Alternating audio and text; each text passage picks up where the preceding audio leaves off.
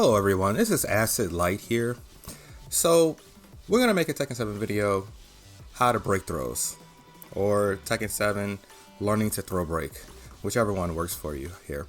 We're going to go over the point is we're going to go over Tekken 7 throw break mechanics, and going to go over kind of my techniques of what I've developed over my time playing Tekken 7 on how to break throws. But two things first. If you guys don't want to hear the intro, there's a timestamp below. You can just jump right to the techniques that I'm trying to teach you. And two, I will have some additional tips at the end of this video that I do believe will help fine-tune your throw breaking skills. Alright, so I guess the first thing I want to talk about is probably the question you guys are asking yourself, right? You're like, well, what makes this throw breaking video different than any other throw breaking video? Good question. So for me, when I started learning to break throws, or when I tried to attempt to learn to break throws, obviously the first thing you do is you go to practice mode, only to learn that there are no throw breaking tutorials in Tekken 7, which is pretty bad. So then I ventured off to, the land of the web and YouTube. And I remember distinctly my first three, actually every throw breaking video I've ever looked at is actually taught me the same type of concept. So when I watch a throw breaking video, and this is just my experience, but the normal protocol is go to practice mode, pick a character that has 3 command grabs, and then you set that character to do all 3 command grabs, and you practice breaking the throws. And your goal is to break 10 throws on one side, and then do 10 breaks in a row again on the other side. And that's pretty much how I was taught to break throws from every video I saw. And I'm not knocking that method by any means. I think that is a very effective method. But for me, I like to be more methodical in how I approach things, if possible. It's not always possible, but if I can, I would like to break things down to smaller components and then build on each of those components. And that's kind of what I'm trying to do here, or at least what I'm trying to show you guys here. So that's what makes this video a little bit different. There may have been people who made videos similar to this on a different way, but my goal is hopefully to bring you something a little bit different, so that when you're looking at my video and other videos, it's like a bunch of pieces comes together to make a better whole. So as long as I can get you to the point where it's being some form of productivity, or maybe even teach you a different way of doing something, then I'm happy. And the other thing I want to talk about is setting up your controller. So I play on pad and I play on stick, and when I play on stick, I only have one button set up mapped for my RAID drive, and that's all I need for stick, because my fingers are resting on 3 buttons. So for stick, I don't need to really map my buttons, but when I play on pad, I map all of my buttons. And one of the core reasons I do that is because when I play on pad, I only use my thumb for the most part. Obviously I might use my top fingers for the top mattings, but for the most part I use my thumb. And I don't really think that's the most effective way to play Tekken 7 on a pad. I think you should use the claw method, but I've been using my thumb for so long for every fighting game.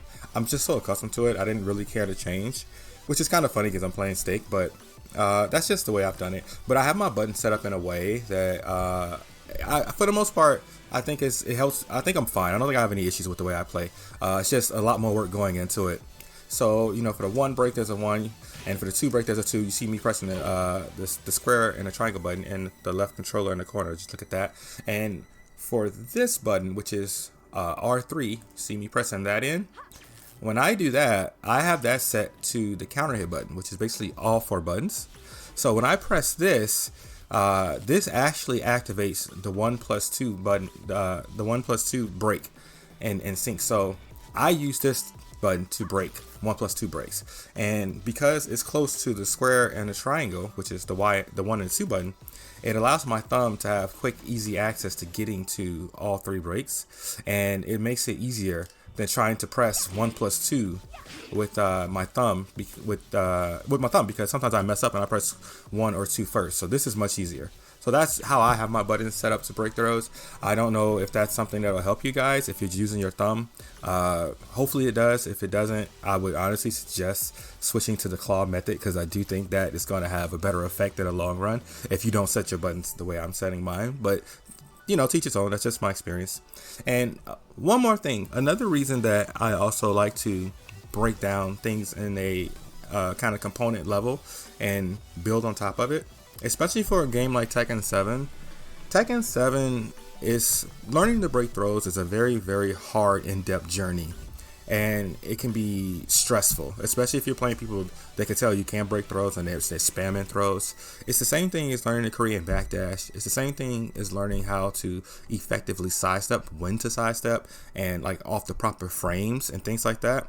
So what I try really hard to do is to set things up so that I set 4 levels, but you can call it 4 stages or whatever you want to call it. But once I get past one level, and I can do that 80% of the time, it's a feeling of accomplishment. And that's kind of a big thing about Tekken. You know, you get a feeling of accomplishment and it makes you want to keep working harder and harder. So I like to build, that's one of the reasons I like to build it the way I build it in terms of being methodical, if I can. So I can't always do that, but for throw breaking, I was able to separate that. So anyway, all right, let's get started on actually going through the techniques that I've developed. All right, guys. And this is very important. You need to be able to tell the difference between all 3 arm reaching animations for each type of throw. 1 break, 2 break, 1 plus 2 break. So the reason I'm saying it's important to recognize the proper throw animation is because you have about 15 frames of a window to break a throw. And the fastest throws in the game are about 10 frames. Like Julia's Mad Axis, that's 10 frames. Armor King and King's Giant Swing, that's 10 frames. The slowest throws in the game are generic throws with the forward notation. Those throws are about 15 frames. Even though these are generic throws, they're a little bit faster, but they don't have the tracking that what the forward notation does. So you roughly have about 25 to 30 frames, including reaction time, to actually break a throw. A command grab is typically 12 to 13 frames, so I say on average about 28 frames. This is actually very doable. It may not feel like that in the beginning, but when you start learning to block snake edges, Brian snake edge is about 29 to 30 frames. Lost snake edge is about 27 frames. Eventually, over time, with proper practice, you will see you can block snake edges. Of course, if it's a 3-bar connection, this is very hard. It's possible with a 4-bar. It's much more possible with a 5-bar. And it's much, much more possible offline. However, if you watch the past couple of Tekken majors, KIT and Evo Japan, you will still see there were pro players not breaking throws on some occasions. So you're never going to be able to break throws 100% of the time. But if you keep practicing and fine-tuning your skills, you will be able to increase your percentage of throw breaking, your throw breaking percentage in general. But it is very important to recognize the arm reaching animation, because if you recognize the arm reaching animations fast, you will have more of that window, that break window time to work with. So if you recognize it immediately, then you will have pretty much the entire 15 frames. If it takes you a little bit longer to recognize it, you'll have less than the 15 frames. So that's why I'm saying that's the first step, the first really, really important step of mastering the art of breaking throws or getting better at them. And I will show you some techniques that I've learned that's been very effective for me. I hope that they will be effective for you guys as well. Okay, guys, I'm really sorry. I just realized that I actually did not show you a demo of the break window. I talked about it. I showed you kind of the mathematics behind it, but I do think it would be informative for you guys to see visually that if you recognize the animation really fast, the break comes out quicker, versus if you recognize it a little later, then the break comes out a little bit later, but you still have a difference in time to break the window. It doesn't have to be the same time frame, and that's why I'm saying you guys have about 15 frames. So I'm going to start and show you this demo quick. So see right here, I'm breaking really fast. And this is how it would be if you quickly recognize the animations from the very beginning. But now watch this. See, I'm taking a little bit longer, a lot longer. See, I'm still breaking it, but there's a big delay now as opposed to what it was a second ago. And this is what will happen if you recognize the animations a little bit late. You still have time to break. Now, you recognize too late, you see you get thrown. So as I said, the sooner you recognize those animations, the sooner you can break, and you do have time in the break window. And again, sorry, the audio is probably not the best right here because I don't have my setup, but I hope this was informative. And now we can continue on with the rest of the video. Okay guys, so I'm going to show you the 2 techniques that I use to practice recognizing the arm reaching throw animations for all 3 types. Go into the practice settings and pick both generic growth rates with the forward notation. Again, this is because these are the slowest throw breaks in the game. So they have the slowest startup, so it'll make it a little bit easier to recognize the left and the right arm, and then pick a 1+2 command break. And the first tip is, and this is pretty straightforward, you basically just crouch and let the character actually do each one of the three until you can recognize all three. So 1+2, 1+2, 2, 1+2, 1, 2. Okay, and again, I'm not gonna do this like 10 times in a row or anything like that for each technique. That would just take entirely too long, guys. 10-15 seconds just to give you a clear idea of what I'm trying to show you. Now, the second tip, and this one is actually really important. What you need to do is allow the character to throw you. That way you can recognize the breaks from an actual live throw animation all the way through. That's actually probably just as important or more important than what I just did. So let's do that a few times. 2, 1+2, 1+2, 1+2, 2, 1+2, 1+2.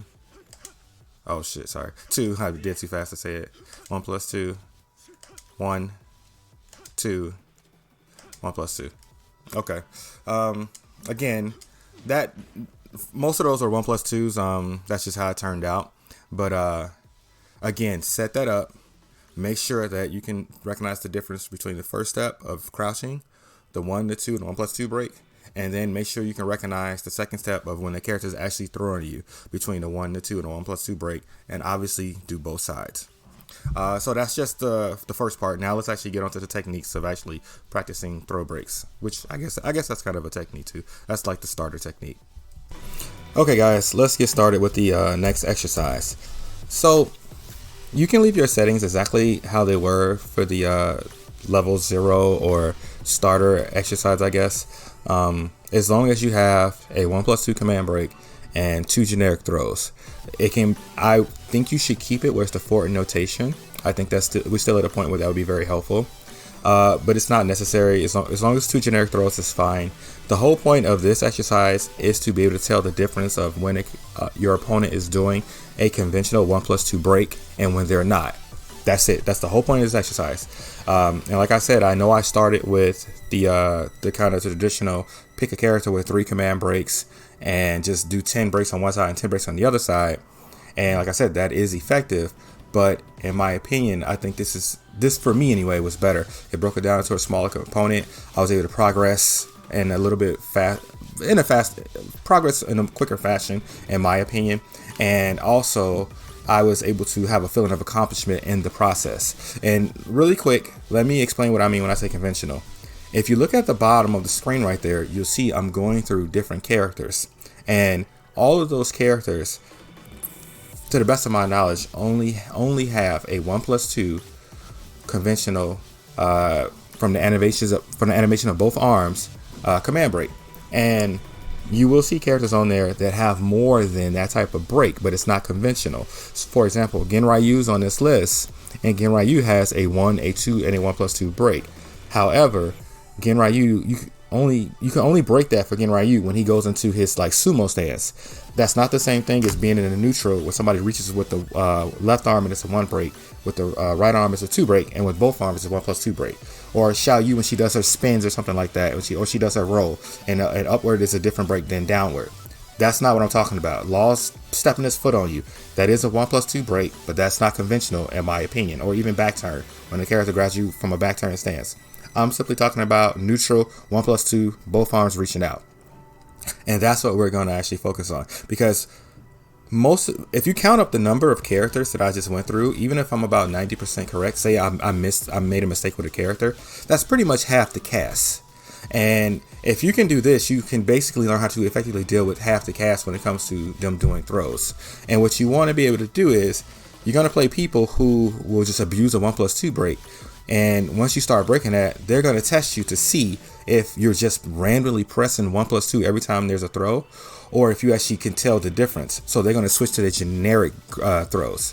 And if you can handle that situation where you can break the 1+2 and the generic throws, in my opinion, you're also a very good start of learning how to break throws, in my opinion. Okay, let's start the next exercise here. I'm gonna do a demo here and probably a demo and one other point in the exercise. I'm going to show, and then the rest I'm going to explain. This is really not about showing I can break the throws, because that could take a little bit of time. So as you see on the screen here, you see how I have every single throw set to 100. As long as you set it to the same number, that's fine. It's still 2 generic throws and a 1+2 command break. And I also suggest calling out the 1+2 break animation when you see it. I think that will help it sink into your head a little bit more. Now, when you actually call out the 1+2 break, it is very possible that it will cause a delay into your input. Even if it's a slight delay, you only have a small amount of frames to work with, so you might miss the throw break. That's actually fine. It really is. The most important thing here in this exercise is being able to clearly recognize the difference between a 1+2 break and a not 1+2 break. That is not the same thing. It's saying recognize the difference between a 1 break, a 2 break, and a 1+2 break. Okay. All right, let's start this demo up. What is it? Sorry. I get a little confused with the buttons down here. Here we go. 1+2. 1+2. 1+2. Okay. So, anyway, the most important part of that was me calling out 1+2, recognizing it in 1+2. Obviously, I'm at a point now where I'm doing all 3 command breaks when I'm practicing, but honestly, for the most part, I wasn't really looking at all 3 command breaks. I was just looking at if it was a 1+2 or if it was not a 1+2, and that's kind of what I want you guys to focus on right here for this exercise, and we will build on top of that. So building on the previous exercise, now we are adding another layer to it for this exercise. Now, I'm not going to demo this exercise. I will demo the last one, and followed by that will be my suggestions and tips. So there's 2 core purposes to this one. The same purpose as the previous one, to be able to recognize the difference between a 1+2 break and not a 1+2 break. So the first 2 moves that you see set there, this top one is a 1+2 break, and this one is a generic throw. Now, we are done with the forward notations because this exercise is really about building reactions, period. So regular reaction time as well as subconscious reaction time, which goes to the secondary purpose. So for this second move, no forward notation, just a regular generic throw. And the secondary purpose is to deal with multiple things at one time. When you're playing a match, nobody's going to sit there and just do throws over and over again. People may spam throws, but they're not going to sit there and just do throws. They might spam throws while attacking you, or movement then spamming throws, but they won't sit there and just do a throw back to back to back. Otherwise, you can just duck and launch them. It's super easy. So the next move I suggest you guys picking here, and this is kind of important, pick a reaction-based move. Okay, it can be a snake edge or whatever. I chose Lars' down forward 2-1. Basically duck to high, like you see there. That's a reaction based move. The next thing I suggest you picking is a punishment based move, and whatever you choose, make sure you're doing the proper block punishment. Okay, that way in your brain you're being aware, like, okay, I'm punishing it, but I'm doing the right punishment. So you're keeping track of more things, because if you just do a 1-2, that will probably punish anything you choose. If it's a punishment move, that's kind of defeating the purpose of this exercise. So for Lars, I chose this power crush. And just another tip here, pick moves if you can that are popular moves that you see characters doing when you play them, whether it's offline or online. This will help build up the skill set with actually just dealing with that character in general. So it's kind of like a secondary benefit here. But Lars' power crush is -12. So I'm doing her 12 frame move. So, and here I could have just as easily chosen, for example, his lightning screw, because that's a popular move too. But I chose that. Now for the last move, the third move, it can be reaction based, or it can be punishment. Either one of the 2 is fine. Okay, or it can be a move that has a middle string where you duck or sidestep. It really doesn't matter. The point is, you want something that is gonna, you're gonna have to think to yourself, I have to deal with multiple things here. Okay, we're simulating a match in baby steps as much as we can. So here I chose Lars's. Okay, wait. All right. This is a move I see a lot of Lars players do at the end of the match to try to kind of steal the round. So this is, to me, this is a reaction-based move. You guys can choose a punishment move. It doesn't matter. And I would set the throws to 10 and the moves to 20 because you want the moves to happen more than the throws so that when the throws come out, you're respecting them a little bit less, which would build on the kind of, I call it subconscious reaction. Of course, it's not completely subconscious. We know the throws are going to come in. We're in practice mode. But again, it's working the point of building up in that area and working on that technique and building up your skill level to breaking throws without really looking for the throw as best as possible.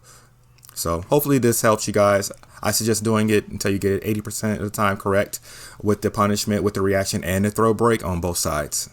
All right, guys, we are here. The final exercise.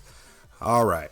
So in the words of every YouTube tutorial for throw breaks that I have seen, go to practice mode, pick a character that has all 3 command breaks, set that character to do all 3 command breaks, and start practicing breaking throws. That being said, quick disclaimer here, I do not have a 100% success rate with this exercise. I do not have a 90% success rate with this exercise. Honestly, my average is around 70 to 80%. I do check that pretty consistently when I practice. It's not that hard. I just take the number of throws I was successful breaking with the total number of throws. And on a good day, I get 80, maybe a little above 80. On a bad day, like a legit bad day, I might get around 60. I've never dropped below 60. So I kind of just assume my average is around 70. And until that average is 80 on a consistent basis, I will continue to practice this exercise, and I will continue to practice another exercise that I do that I will tell you guys some suggestions and tips. And I will probably continue to do that anyway, because I think those are the better exercises to do if you're practicing by yourself. That being said, I still follow the protocol for the arm reaching animations because I'm not getting it 80%. So for me, I still like to call out the arm reaching animations. I'm not saying you guys have to do that anymore. I don't think it's necessary, but I like to do that. That's just me. All right, let's go. Let's get started. 2. 1 plus 2. Ooh, I could have sworn I hit that. 2. 2. 2. That's a lot of 2s here. 2. 1 plus 2. 1 plus 2. That's okay. We get it. 2. Wait, I ain't seen a single 1. No 1s yet. 1. Okay, let me stop talking. 2. 1. 1. 1 plus 2. 2. 1 plus 2. 2. 1. 2. 2. Oh well, whatever. All right, so as you see, I have some things to work on. Not perfect, but for the most part, I don't know what that number was, but I would imagine that it's probably around 70% because that's kind of like my average, and I still have to get better, so I have things to work on.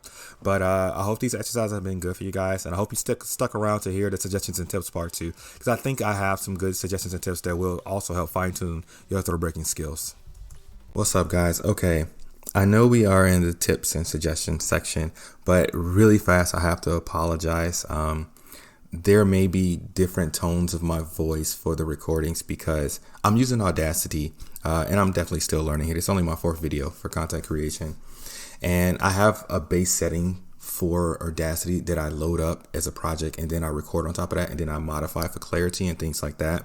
And in that base setting, my starter mic usually comes up. I just realized this very last video that sometimes it doesn't come up, which means that it's using like my desktop mic, and that's just not as good. I check pretty much every single segment, so it should be very clear, but it just may be a different tone in some cases, and I apologize for that. I'll try really hard not to let that happen again. Okay, so now let's get on with the tips and suggestions. So the first 2 tips are honestly not very informative, but they are still tips nonetheless. They're logical tips or common sense tips, but I want to say them. 1, practice with consistency. As much as you can. We all have, real life things that we have to do that's more important probably than playing Tekken 7 and getting better at Tekken 7. I am a full-time grad student. My research and my classes take up a ton of my time. So believe it or not, I only practice throw breaks probably 4 to 6 times a month. I'll probably be much better if I practice more, but that's the consistency I get. Sometimes I practice a lot more, but at least 4 times a month, and I practice usually for about 20 to 30 minutes. And I split that up between both sides, which goes to my next tip. practice both sides, guys. I know it's hard just getting started with throw breaking. If it makes you feel comfortable and you want to start off with one side first, that's fine. But please, at some point, make sure that you are equally practicing the breaks on both sides. It's going to help you in the long run. Trust me here. My other tip is, if you notice, when I was going through the exercises, you might have noticed, maybe you didn't, a lot of times I was scooting I was basically moving forward for my character to be as close to the other character as possible. So when you're practicing these throw breaks, it will help you to try to be as close as possible, because the animations is a little bit harder to see. If you're further away, it's a little bit easier to see. So you want to simulate, I guess, both cases. A lot of times when you're playing somebody, they're going to pressure you. A lot of times, I guess I'm trying to say, when the characters go for their throw, a lot of people will be going for pressure attacks, like a bunch of jabs or down forward ones or a plus one block move, and then they'll go for the throw. And in most of those cases, they're going to be really close to you when they're doing that. So practice your throw breaks as close as possible, at least a good amount of the time. If you don't want to do it all the time while you're learning, that's fine, but a good amount of time, try to do that. My other tip is alternate between characters. That may not seem obvious, but it's very helpful. Recognize the throw animation from Jack or Genghis versus recognizing the throw animation from Julia or Zayu can be a little bit different. So what I usually do is I practice 2 characters per month, and then I'll alternate to another 2 characters. You notice here that you saw me just using Lars. He's one of the 2 characters I'm working on right now. So practice and alternate characters. I would do 2 characters at a time just to keep it, a little bit lively, and then alternate to 2 more characters every 2 to 4 weeks or something like that. My next tip is, if you play online, it will help you a lot and also be very frustrating. But switch go into practice mode and switch the input lag to 4 bars. It is harder to break on 4 bars. It is, but when I play online, my average connection is about 4 bars. Unfortunately, that's just the way it is for me, and I'm assuming that's just the way it is for a lot of people. So if you strictly play offline, this doesn't matter. If for whatever reason you always have amazing connections, then you're fine. I guess it doesn't matter. But if you notice, sometimes you have 4 bars or 3 bars. 3 bars is honestly, in my opinion, too hard. It just is. But practice 4-bar connections sometimes. Maybe not all the time, but sometimes. These last 2 tips are basically the exercises that I was talking about that I practice besides the last exercise I showed you. And what that is if possible, find a friend, unless you already have an online friend that plays Tekken, and practice throw breaks with that friend. And have your friend, you guys can take turns, have your friend simulate a realistic match. But in the process of simulating a realistic match, make sure that they throw out maybe 5 to 6 throws per round, or 6 to 8 throws or something like that per match. And you can even start with something as simple as saying, hey, just use a 1+2 break throw, and play seriously or somewhat seriously, and make it a habit of throwing that out so I know to break it. But because he's playing seriously and this is a real person, trust me, it's going to be a lot harder than the settings that we did for, I believe, exercise 3, where you picked one move and have a reaction, picked another move and have it punishment, and then did punishment or reaction. This is much, much better if you can do this. Now, if you can't do this, my other suggestion is go into the practice mode, set 3 of the settings to command throws, and then take the last 2 settings and use the record function.